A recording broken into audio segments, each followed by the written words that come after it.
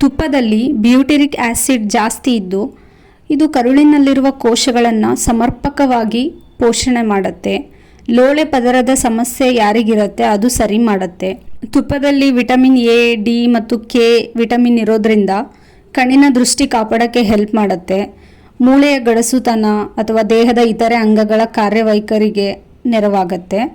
ಕೆಲವೊಬ್ಬರಿಗೆ ತುಪ್ಪದ ಸ್ಮೆಲ್ ಕಂಡ್ರೇ ಇಷ್ಟ ಆಗ್ತಾ ಇರಲ್ಲ.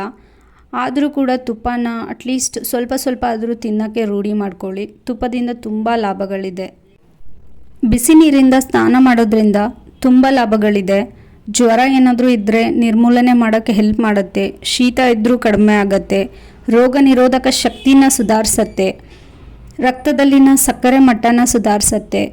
ಬಿಸಿ ನೀರಿನ ಸ್ನಾನ ಮಾಡೋದ್ರಿಂದ ಮಧುಮೇಹವನ್ನು ತಡೆಗಟ್ಟುತ್ತೆ. ನಮಗೇನಾದರೂ ಸುಸ್ತಾಗಿದ್ದರೆ ರಿಲೀಫ್ ಮಾಡೋಕ್ಕೆ ಹೆಲ್ಪ್ ಮಾಡುತ್ತೆ. ಕೆಲವೊಮ್ಮೆ ನಾವು ಕೆಲಸ ಮಾಡುವಾಗ ಮಾತಾಡ್ತಿದ್ದೀವಿ ಅಂದರೆ ನಮ್ಮ ಗುರು ಹಿರಿಯರು ಬೈತಾ ಇರ್ತಾರೆ, ಮಾತಾಡಬಾರ್ದು ಅಂತ. ಅದು ಏನಕ್ಕಂದರೆ ಸ್ನಾನ ಮಾಡುವಾಗ ನಾವೇನಾದ್ರು ಮಾತನಾಡಿದರೆ ವರುಣ ನಮ್ಮ ಶಕ್ತಿನೆಲ್ಲ ನಮ್ಮಿಂದ ಕಿತ್ಕೋತಾನೆ ಅಂತ ಅರ್ಥ. ಹೋಮ ಮಾಡುವಾಗ ಏನಾದರೂ ಮಾತಾಡಿದರೆ ಅಗ್ನಿ ನಮ್ಮಲ್ಲಿರುವ ಸಂಪತ್ತನ್ನ ಕಿತ್ಕೋತಾನೆ ಅಂತ ನಂಬಿಕೆ. ಊಟ ಮಾಡುವಾಗ ಏನಾದ್ರು ಮಾತನಾಡಿದರೆ ಯಮಧರ್ಮ ನಮ್ಮದು ಆಯಸ್ಸನ್ನ ಕಿತ್ಕೋತಾನೆ ಅಂತ. ಸೊ ಹಾಗಾಗಿ ಊಟ ಮಾಡುವಾಗ ಮಾತನಾಡದೆ ನೆಮ್ಮದಿಯಾಗಿ ಊಟ ಮಾಡಿ ನಿಮ್ಮ ಆಯುಷ್ಯವನ್ನು ಉಳಿಸ್ಕೊಳ್ಳಿ. ನಾವು ರಾತ್ರಿನೇ ನಿದ್ದೆ ಮಾಡ್ತೀವಿ. ಏನಕ್ಕಂದರೆ ಮೆದುಳಿನ ಗ್ರಂಥಿಗಳಲ್ಲಿ ಉತ್ಪತ್ತಿಯಾಗೋ ಮೆಲಟೋನಿನ್ ಅಂತ ಒಂದು ಹಾರ್ಮೋನ್ ಇರುತ್ತೆ. ಅದು ನಾವು ತುಂಬ ಆ್ಯಕ್ಟಿವ್ ಆಗಿರೋ ಥರ ನೋಡ್ಕೊಳ್ಳುತ್ತೆ. ಹಗಲಿನಲ್ಲಿ ಅದರದ್ದು ಉತ್ಪತ್ತಿ ಜಾಸ್ತಿ ಇರುತ್ತೆ. ಅದಕ್ಕೋಸ್ಕರ ನಮಗೆ ನಿದ್ದೆ ಬರಲ್ಲ. ರಾತ್ರಿ ಅದು ಉತ್ಪತ್ತಿ ಆಗಲ್ಲ, ಅದರಿಂದ ನಮಗೆ ನಿದ್ದೆ ಬರುತ್ತೆ. ಕೆಲವರಲ್ಲಿ ಅದರದ್ದು ಉತ್ಪತ್ತಿ ಪ್ರಮಾಣ ಕಡಿಮೆ ಇರುತ್ತೆ. ಹಾಗಾಗಿ ಅವರು ಡೇ ಟೈಮಲ್ಲೂ ಕೂಡ ಆಯಾಸ ಆದರೆ ನಿದ್ದೆ ಮಾಡ್ತಾರೆ. ಡೇ ಟೈಮಲ್ಲಿ ಮೆಲಟೋನಿನ್ ಪ್ರಮಾಣ ಏನಾದರೂ ಜಾಸ್ತಿ ಬಿಡುಗಡೆ ಆದರೆ ರಾತ್ರಿ ಹೊತ್ತಲ್ಲಿ ಕನಸಿಗೆ ಕಾರಣ ಆಗುತ್ತಂತೆ. ಪ್ರಾಣಿಗಳಲ್ಲಿ ಇದ್ರ ಪ್ರಮಾಣ ಜಾಸ್ತಿ ಬಿಡುಗಡೆ ಆಗೋದ್ರಿಂದ ಅವು ನಿದ್ದೆ ಅಷ್ಟು ಮಾಡೋದಿಲ್ಲ. ಸೂರ್ಯ ನಮಸ್ಕಾರ ಮಾಡೋದು ಸೂರ್ಯನಿಗೆ ಕೃತಜ್ಞತೆ ಸೂಚಿಸೋದು ಒಂದು ಭಾಗ ಆಗಿದ್ದರೆ, ಜೊತೆಗೆ ಅತಿ ಮುಖ್ಯ ಏನು ಅಂದರೆ ಸೂರ್ಯನ ಕಿರಣಗಳಿಂದ ನಮಗೆ ವಿಟಮಿನ್ ಡಿ ಪೋಷಕಾಂಶ ಸಿಗತ್ತೆ. ಅದರಿಂದ ದೃಷ್ಟಿಯ ಸೂಕ್ಷ್ಮತೆ ಹೆಚ್ಚಾಗತ್ತೆ. ಬೆಳಗಿನ ಕಾರ್ಯಚಟುವಟಿಕೆಗಳು ಕೂಡ ಉತ್ತೇಜಿತವಾಗುತ್ತೆ. ನಕ್ಷತ್ರ ಸೊಂಪು ಇದನ್ನು ತಿನ್ನೋದ್ರಿಂದ ಜೀರ್ಣಕ್ರಿಯೆ ಸುಧಾರಣೆ ಆಗುತ್ತೆ. ಅಜೀರ್ಣ ಸಮಸ್ಯೆ ಏನಾದರೂ ಇದ್ದರೆ ಕಡಿಮೆ ಆಗುತ್ತೆ. ಜಂತು ಹುಳಗಳನ್ನು ಕೊಲ್ಲಕ್ಕೆ ಹೆಲ್ಪ್ ಮಾಡುತ್ತೆ. ನಮಗೇನಾದರೂ ಶೀತ ಆಗಿದ್ದರೆ ಅದಕ್ಕೆ ಪರಿಹಾರ ನೀಡುತ್ತೆ. ನಿಮಗೇನಾದರೂ ಗೊರಕೆ ಹೊಡೆಯೋ ಸಮಸ್ಯೆ ಇದ್ದರೆ ಏಲಕ್ಕಿ, ಜೇನುತುಪ್ಪ, ಸೋಯಾ ಹಾಲು, ಅರಿಶಿಣ ಹಾಲು, ಸಾಧ್ಯವಾದಷ್ಟು ಹಾಲಿನ ಉತ್ಪನ್ನಗಳನ್ನು ದೂರ ಇಡಿ.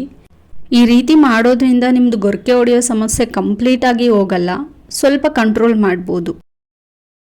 ಬಹಳಷ್ಟು ಜನ ನಿಂಬೆಹಣ್ಣನ್ನ ತುಂಬ ಸಮಸ್ಯೆಗಳಿಗೆ ಮನೆಮದ್ದಾಗಿ ಬಳಸ್ತಾರೆ.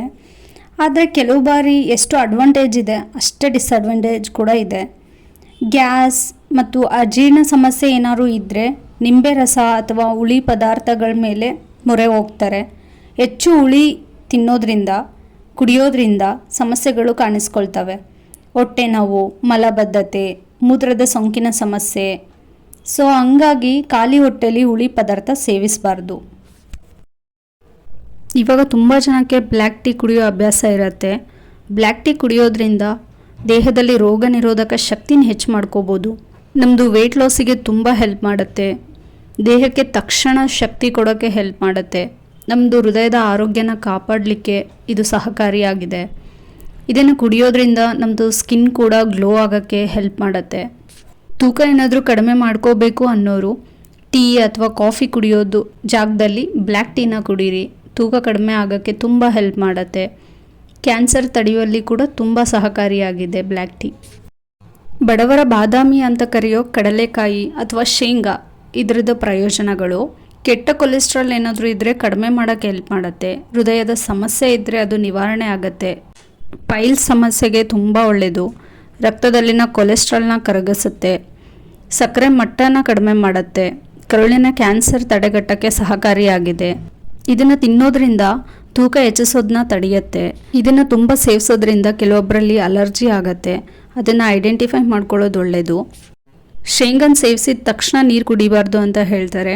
ಇದರಲ್ಲಿ ಎಣ್ಣೆ ಅಂಶ ಇರೋದ್ರಿಂದ ನಾವು ಇದನ್ನು ತಿಂದ ತಕ್ಷಣವೇ ನೀರು ಕುಡಿದ್ರೆ ನಮ್ಮ ಕರುಳಿನಲ್ಲಿ ಜಿಡ್ಡು ಶೇಖರಣೆ ಆಗಿ ಅದು ಜೀರ್ಣಕ್ರಿಯೆಗೆ ತೊಂದರೆ ಮಾಡ್ಬೋದು. ಆದ ಕಾರಣ ಇದು ತಿಂದ ತಕ್ಷಣವೇ ನೀರು ಕುಡಿಬೇಡಿ. ಎಳ್ಳು ನಮ್ಮ ದೇಹಕ್ಕೆ ತುಂಬ ಒಳ್ಳೆಯದು. ನಮ್ಮ ಆರೋಗ್ಯನ ಚೆನ್ನಾಗಿ ಇಟ್ಕೊಳ್ಳೋಕ್ಕೆ ಇದು ಕೂಡ ಹೆಲ್ಪ್ ಮಾಡುತ್ತೆ. ನಮ್ಮ ಮೂಳೆಗಳ ಆರೋಗ್ಯಕ್ಕೆ ಎಳ್ಳು ತಿನ್ನೋದ್ರಿಂದ ತುಂಬ ಒಳ್ಳೆಯದು. DNA ಕಣಗಳಿಗೆ ಹಾನಿ ಆಗದೇ ಇರೋ ಥರ ಇದು ತಡೆಯುತ್ತೆ. ಹೃದಯ ಸಂಬಂಧಿ ಏನಾದರೂ ಸಮಸ್ಯೆ ಇದ್ದರೆ ಅದು ಕೂಡ ಕಡಿಮೆ ಆಗುತ್ತೆ. ಉಸಿರಾಟ ತೊಂದರೆ ಇದ್ದರೆ ಅದು ದೂರ ಆಗುತ್ತೆ. DNA ಕಣಗಳಿಗೆ ಹಾನಿ ಆಗದೇ ಇರೋ ಥರ ಇದು ಸಂರಕ್ಷಣೆ ಕೊಡುತ್ತೆ. ಜೀರ್ಣಕ್ರಿಯೆ ಉತ್ತಮಗೊಳಿಸುತ್ತೆ. ಚರ್ಮದ ಸಮಸ್ಯೆ ಏನಾದರೂ ಇದ್ದರೆ ಅದು ದೂರ ಆಗೋಕ್ಕೆ ಹೆಲ್ಪ್ ಮಾಡುತ್ತೆ. ನಿಮಗೆ ಋತುಚಕ್ರದ ಸಮಸ್ಯೆ ಏನಾದರೂ ಇದ್ದರೆ ಎಳ್ಳು ತಿನ್ನೋದ್ರಿಂದ ಅದು ನಿವಾರಣೆ ಆಗುತ್ತೆ. ಏನೇ ಫಂಕ್ಷನ್ಸ್ ಇರಲಿ ಅಥವಾ ಏನೇ ಒಳ್ಳೆ ಕಾರ್ಯಕ್ರಮಗಳಿರಲಿ, ನಾವು ಫಸ್ಟು ದೀಪ ಬೆಳಗ್ಸೋದ್ರಿಂದನೇ ಆ ಫಂಕ್ಷನ್ನ ಸ್ಟಾರ್ಟ್ ಮಾಡ್ತೀವಿ. ದೀಪ ಬೆಳಗ್ಸೋದ್ರಿಂದ ನಕಾರಾತ್ಮಕ ಶಕ್ತಿ ಹೋಗಲಾಡ್ಸೋಕ್ಕೆ ಹೆಲ್ಪ್ ಮಾಡುತ್ತೆ. ದೀಪ ಮನಸ್ಸಿಗೆ ಶಾಂತಿ ಸಮೃದ್ಧಿ ಕೊಡುತ್ತೆ. ಆಮೇಲೆ ದೀಪ ಶಾಂತಿ ಸಮೃದ್ಧಿಯ ಸಂಕೇತ ಅಂತಲೂ ನಂಬಿಕೆ. ದೀಪ ಹಚ್ಚೋದ್ರಿಂದ ಮನಸ್ಸಿಗೆ ಏನಾದರೂ ಒತ್ತಡ ಇದ್ದರೆ ಕಡಿಮೆ ಆಗೋಕ್ಕೆ ಹೆಲ್ಪ್ ಮಾಡುತ್ತೆ. ಬೌದ್ಧಿಕತೆಯ ಜ್ಞಾನ ಬೆಳೆಸ್ಕೊಳ್ಳೋಕ್ಕೂ ಕೂಡ ಸಹಾಯ ಮಾಡುತ್ತೆ ಅಂತ ನಂಬಿಕೆ. ದೀಪ ಅದೃಷ್ಟದ ಸಂಕೇತ ಅಂತಲೂ ನಂಬ್ತಾರೆ. ನೀವು ನೋಡಿರ್ಬೋದು, ಮನೆಯೊಳಗೆ ಬೆಳಗ್ಗೆ ಮತ್ತು ಸಂಜೆ ದೀಪನ ಹಚ್ತಾರೆ. ಆ ರೀತಿ ದೀಪ ಹಚ್ಚೋದ್ರಿಂದ ನೆಗೆಟಿವ್ ಎನರ್ಜಿ ಮನೆಯೊಳಗಡೆ ಬರದೇ ಇರೋ ಥರ ನಾವು ತಡಿಬೋದು. ಗ್ರೀನ್ ಟೀ ಕುಡಿಯೋದ್ರಿಂದ ವೆಯ್ಟ್ ಲಾಸ್ ಮಾಡ್ಬೋದು ಅನ್ನೋದು ಒಂದು ಕಡೆ ಆದರೆ, ಇದು ತುಂಬ ಪ್ರಯೋಜನಕಾರಿಯಾಗಿದೆ. ಚರ್ಮದ ಕಾಂತಿನ ಹೆಚ್ಚು ಮಾಡುತ್ತೆ. ಹೃದಯದ ಸಮಸ್ಯೆ ಏನಾದರೂ ಇದ್ದರೆ ದೂರ ಆಗೋಕ್ಕೆ ಹೆಲ್ಪ್ ಮಾಡುತ್ತೆ. ರೋಗ ನಿರೋಧಕ ಶಕ್ತಿನ ಹೆಚ್ಚು ಮಾಡುತ್ತೆ. ನಮಗೇನಾದರೂ ಪ್ರೆಷರ್ ಇದ್ದರೆ ಅದು ಕೂಡ ನಿವಾರಣೆ ಆಗೋಕ್ಕೆ ಹೆಲ್ಪ್ ಮಾಡುತ್ತೆ. ಮಧುಮೇಹವನ್ನು ನಿಯಂತ್ರಿಸುತ್ತೆ. ಉರಿಯೂತದ ಸಮಸ್ಯೆ ಏನಾದರೂ ಇದ್ದರೆ ಅದು ಕೂಡ ನಿವಾರಣೆ ಆಗೋಕ್ಕೆ ಹೆಲ್ಪ್ ಮಾಡುತ್ತೆ. ನಮ್ಮ ವಯಸ್ಸಾಗುವಿಕೆಯನ್ನು ಮುಂದಕ್ಕೆ ಹಾಕುತ್ತೆ. ವೆಯ್ಟ್ ಲಾಸ್ ಮಾಡೋರು ಗ್ರೀನ್ ಟೀನ ತುಂಬ ಪ್ರಿಫರ್ ಮಾಡ್ತಾರೆ. ಯಾವುದೇ ಆಗಲಿ ಅತಿಯಾದರೆ ಚೆನ್ನಾಗಿರಲ್ಲ. ಅಮೃತನೇ ವಿಷ ಆಗುತ್ತೆ, ಇನ್ನು ಗ್ರೀನ್ ಟೀ ಯಾವ ಲೆಕ್ಕ. ದಾನಕ್ಕಿಂತ ಶ್ರೇಷ್ಠವಾದದ್ದು ಯಾವುದೂ ಇಲ್ಲ ಅಂತಾರೆ. ನಾವು ಏನೇನು ದಾನ ಮಾಡಿದರೆ ನಮಗೆ ಏನೇನು ಸಿಗುತ್ತೆ ಅಂದರೆ, ಅನ್ನದಾನ ಮಾಡಿದರೆ ದಾರಿದ್ರ್ಯ ನಾಶವಾಗುತ್ತೆ, ಮತ್ತು ನಮ್ದು ಏನಾದರೂ ಸಾಲಗಳಿದ್ದರೆ ತೀರುತ್ತೆ ಅನ್ನೋ ನಂಬಿಕೆ. ವಸ್ತು ದಾನ ಮಾಡಿದರೆ ನಮ್ಮದು ಆಯಸ್ಸು ಹೆಚ್ಚಾಗುತ್ತೆ ಅಂತ. ಜೇನುತುಪ್ಪ ಏನಾದರೂ ದಾನ ಮಾಡಿದರೆ ಪುತ್ರ ಭಾಗ್ಯ ಕಾಣಿಸುತ್ತೆ ಅಂತ. ಬೆಳ್ಳಿ ಏನಾದರೂ ದಾನ ಮಾಡಿದರೆ ನಮ್ಮ ಮನಸ್ಸಿನ ಚಿಂತೆ ನೀಗುತ್ತೆ ಅಂತ ಹೇಳ್ತಾರೆ. ಬಂಗಾರ ಏನಾದರೂ ದಾನ ಮಾಡಿದರೆ ಕುಟುಂಬದಲ್ಲಿ ಏನಾದರೂ ದೋಷ ಇದ್ದರೆ ಅದು ನೀಗುತ್ತೆ ಅಂತಾರೆ. ಹಣ್ಣು ಏನಾದರೂ ದಾನ ಮಾಡಿದರೆ ಬುದ್ಧಿ ಸಿದ್ಧಿ ಲಭಿಸುತ್ತೆ ಅಂತ ನಂಬಿಕೆ. ಮೊಸರು ಏನಾದರೂ ದಾನ ಮಾಡಿದರೆ ನಮ್ಮದು ಇಂದ್ರಿಯಗಳು ವೃದ್ಧಿ ಆಗುತ್ತೆ ಅಂತ. ತುಪ್ಪ ಏನಾದರೂ ದಾನ ಮಾಡಿದರೆ ರೋಗ ನಿವಾರಣೆ ಆಗುತ್ತೆ ಅಂತ. ಭೂಮಿ ಏನಾದರೂ ದಾನ ಮಾಡಿದರೆ ಈಶ್ವರ ದರ್ಶನ ಆಗುತ್ತೆ ಅಂತ. ದೀಪ ಏನಾದರೂ ದಾನ ಮಾಡಿದರೆ ನಮ್ಮ ಕಣ್ಣು ಚೆನ್ನಾಗಿ ಕಾಣಿಸುತ್ತೆ ಅನ್ನೋ ನಂಬಿಕೆ ಇದೆ. ದಾನ ಮಾಡೋದು ಒಂದು ಪವಿತ್ರ ಕಾರ್ಯ. ಅದನ್ನು ನೀವು ತೋರಿಕೆಗೋಸ್ಕರ ಮಾಡಬೇಡಿ. ಶುಂಠಿಯಲ್ಲಿ ಜಿಂಜರಾಲ್ ಅಂಶ ಇರುತ್ತೆ. ಅದು ಉರಿಯೂತ ಶಮನಕಾರಿ ಗುಣ ಇರೋದ್ರಿಂದ ಅದಕ್ಕೆ ಹೊಟ್ಟೆಗೆ ತುಂಬ ಪರಿಣಾಮಕಾರಿಯಾಗಿ ಕಾರ್ಯನಿರ್ವಹಿಸುತ್ತೆ. ಇದು ಆ್ಯಂಟಿ ಆಕ್ಸಿಡೆಂಟ್ನಿಂದ ಸಮೃದ್ಧವಾಗಿದ್ದು ಕೆಲವು ಕಾಯಿಲೆಗಳ ವಿರುದ್ಧ ಹೋರಾಡೋಕ್ಕೆ ಹೆಲ್ಪ್ ಮಾಡುತ್ತೆ. ಪ್ರತಿನಿತ್ಯ ಶುಂಠಿನ ನಾವು ಸೇವನೆ ಮಾಡೋದ್ರಿಂದ ಹವಾಮಾನ ಬದಲಾವಣೆ ವೇಳೆ ಜ್ವರ ಬರೋದನ್ನ ತಡಿಬೋದು. ನಾವು ಚಿಕ್ಕವರಿದ್ದಾಗ ಚಿಲ್ಲರೆ ಕಾಸು ಜೇಬಲ್ಲಿ ಇರ್ತಿತ್ತು. ಆದರೆ ದೊಡ್ಡವರಾದ್ಮೇಲೆ ಚಿಲ್ಲರೆ ಯೋಚನೆಗಳು ಬರ್ತಿವೆ. ಚಿಕ್ಕವರಿದ್ದಾಗ ಹಣ ಕದ್ದರೆ ದೇವರು ನೋಡ್ತಾನೆ ಅಂತ ಹೆದರ್ತಿದ್ವಿ. ದೊಡ್ಡವರಾದ್ಮೇಲೆ ಅಕ್ರಮ ಹಣ ತಿಂದರೂ ಕೂಡ ದೇವರಿಗೆ ಅರ್ಪಿಸುತ್ತೀವಿ. ಚಿಕ್ಕವರಿದ್ದಾಗ ಸುಮ್ಮನೆ ನಗ್ತಿದ್ವಿ. ದೊಡ್ಡವರಾದ್ಮೇಲೆ ದುಡ್ಡು ಕೊಟ್ಟರೂ ನಗೋಕ್ಕಾಗ್ತಾಯಿಲ್ಲ. ಚಿಕ್ಕವರಿದ್ದಾಗ ಮೈ ಮೇಲೆ ಗಾಯ ಆಗ್ತಿದ್ವು. ದೊಡ್ಡವರಾದ್ಮೇಲೆ ಮನಸ್ಸಿನ ಮೇಲೆ ಗಾಯ ಆಗ್ತಿದ್ದಾವೆ. ಚಿಕ್ಕವರಿದ್ದಾಗ ಮಳೆಯಲ್ಲಿ ನೆನಿತಿದ್ವಿ. ದೊಡ್ಡವರಾದ್ಮೇಲೆ ಬೆವರು ಕಣ್ಣೀರಿನಲ್ಲಿ ನೆನಿತಾ ಇದ್ದೀವಿ. ಚಿಕ್ಕವರಿದ್ದಾಗ ಗುಣ ನೋಡಿ ಗೆಳೆತನ ಮಾಡ್ತಿದ್ವಿ. ದೊಡ್ಡವರಾದ್ಮೇಲೆ ಹಣ ನೋಡಿ ಲೆವೆಲ್ ನೋಡಿ ಗೆಳೆತನ ಮಾಡ್ತಿದ್ದೀವಿ. ಚಿಕ್ಕವರಿದ್ದಾಗ ಸುಳ್ಳು ಹೇಳಿದರೆ ಬೈತಾ ಇದ್ರು. ದೊಡ್ಡವರಾದ್ಮೇಲೆ ಸತ್ಯ ಹೇಳಿದ್ರೇ ಶಿಕ್ಷೆ ಸಿಗ್ತಾ ಇದೆ. ಚಿಕ್ಕವರಿದ್ದಾಗ ಸ್ನೇಹ ಸಂಬಂಧಗಳಿಗೆ ಬೆಲೆ ಇತ್ತು. ದೊಡ್ಡವರಾದ್ಮೇಲೆ ಆಸ್ತಿ ಮಾತ್ರಕ್ಕೆ ಬೆಲೆ ಇದೆ. ಧರ್ಮರಾಜನಿಗೆ ಯಕ್ಷ ಕೆಲವೊಂದು ಪ್ರಶ್ನೆ ಕೇಳ್ತಾನೆ. ಆವಾಗ ಧರ್ಮರಾಜ ನೀಡಿದ ಉತ್ತರಗಳು: ಭೂಮಿಗಿಂತ ದೊಡ್ಡವರು ಯಾರು? ತಾಯಿ. ಗಾಳಿಗಿಂತ ವೇಗ ಉಳ್ಳದ್ಯಾವುದು? ಮನಸ್ಸು. ಹುಲ್ಲಿಗಿಂತ ಹೆಚ್ಚಾಗಿ ಬೆಳೆಯುವುದ್ಯಾವುದು? ಚಿಂತೆ. ಉತ್ತಮವಾದ ಧನ ಯಾವುದು? ವಿದ್ಯೆ. ಗಂಡನ ನಿಜವಾದ ಗೆಳತಿ ಯಾರು? ಹೆಂಡತಿ. ರೋಗಿಯ ನಿಜವಾದ ಮಿತ್ರ ಯಾರು? ವೈದ್ಯ. ಅತ್ಯುತ್ತಮವಾದ ಸುಖ ಯಾವುದು? ಸಂತೃಪ್ತಿ. ಅತ್ಯುತ್ತಮವಾದ ಲಾಭ ಯಾವುದು? ಆರೋಗ್ಯ. ಮಾನವನಿಗೆ ನಿಜವಾದ ಶತ್ರು ಯಾವುದು? ಕೋಪ.